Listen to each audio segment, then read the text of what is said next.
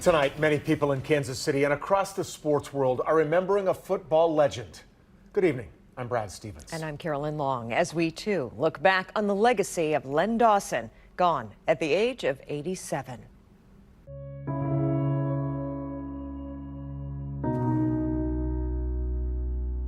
I was telling Len Dawson, I grew up a big fan. I watched him play first when I was down at the old stadium. I loved the end when Lenny hit all the passes. It's the old 70s days with Len Dawson and Otis Taylor and the good old days.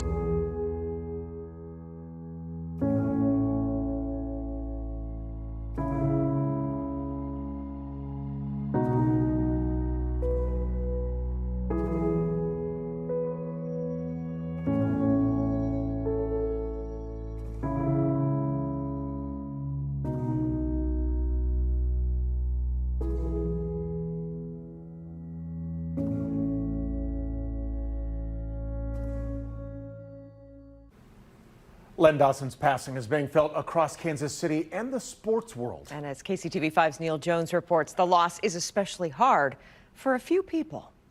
Most of us think of Len Dawson as a great quarterback, but the men who shared his huddle with the Chiefs remember him for so much more. He represented Kansas City, and he was a very kind and considerate person. And let's not forget that. For fellow Hall of Famer Bobby Bell, it was his presence that stood out. He was a great quarterback because he's a leader. He was, he goes into the meeting, he learns. Once he gets on the field, he's in charge. And that's what I loved about him. Hall of Fame kicker Jan Stenerud will never forget Dawson's hard work, and not just on the football field.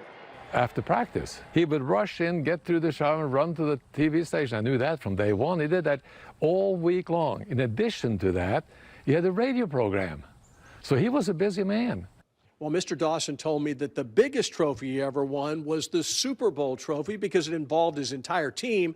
He said the one he was most proud of was this one, the NFL Man of the Year award, because it was given for greatness off the football field. What a life he's had, and how proud all of Kansas City should be of him. At Arrowhead Stadium, Neil Jones, KCTV5 Sports. And tonight, a tribute to honor Dawson at one of Kansas City's oldest landmarks. Union Station has gone dark with only the arches lit in red and gold tonight in his honor. KCTV5 Sharon Chen is there live for us. Sharon. Hi, Carolyn and Brad, and what a beautiful sight it is out here behind me. You can see Union Station. Look at those arches. We've got gold, red, and then over here in the corner we have Dawson's football number 16. This is, of course, to honor the former Chiefs quarterback and legend. Well, today we spoke with a former coworker and dear friend who shared some of his best memories of Lenny the Cool. He's been described as a true legend, the greatest man that ever lived and worked in Kansas City. And Leif Lysick says every word is true. His nickname was Lenny the Cool, and he was the coolest guy in the room. And Lysick knew him well. He's a sportscaster for Spectrum Sports, but prior to that, he was with KCTV5. He says back then, Dawson was quarterback by day and sportscaster by night. I mean, it was as big as you could get in Kansas City. Lenny would tell stories about going after practice and doing interviews with his teammates and then kind of coaching them up like, no, you don't want to say it that way. This is how we want to say it. Lysick worked side by side with the Hall of Famer, first at KCTV5 cutting his show Len's Looks, then later on the road broadcasting with Dawson. It was a thrill for me. I mean, he was my hero, and he was as big a star as there was in Kansas City at the time. He was also Lysick's childhood hero. He remembers the time he met Lenny the Cool. My dad says, "Would you take a picture with my son?" And Len hands me his helmet and puts his arm around me, and we get the picture. 15 years later, when working on Len's Looks, Lysick shared that picture with Dawson. He almost cried. He was like, look how young we were. And I'm like, I was really young. I was just a kid. But Lenny looks great. He's got the dark hair, and he looks like the quarterback. And that was one of my great memories. Looking back, Lysick says Dawson not only embodied Kansas City, he was, well, Kansas City.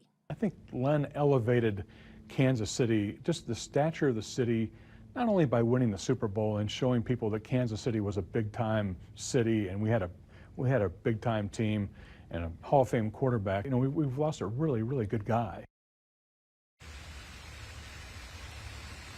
All right, well, tonight, Patrick Mahomes tweeted RIP to the legend Len Dawson. Your legacy and impact made on Kansas City will live on forever.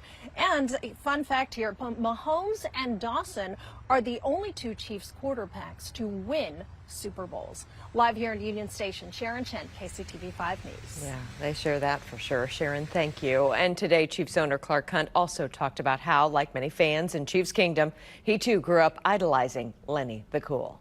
He certainly is up there in the top, 2 or 3 or 4 to ever have played for teams in Kansas City. And I think really anybody who grew up during that era grew up cheering for Len Dawson. He was the undisputed leader of the Chiefs team that went to the Super Bowl and eventually won the Super Bowl. Anybody who was cheering for the team during that era has a very fond memory and a very special bond with him. Purdue is where Dawson played college football. The Boilermakers football team tweeted, "A remarkable Boilermaker. Thanks for the memories, Len." And the Pro Football Hall of Fame in Canton, Ohio tweeted out this picture where it has displayed a lowered flag in honor of Dawson, who was inducted into the Hall of Fame back in 1987. And remember, you can find all of our team coverage on the passing of Len Dawson on KCTV5.com as well as our mobile app.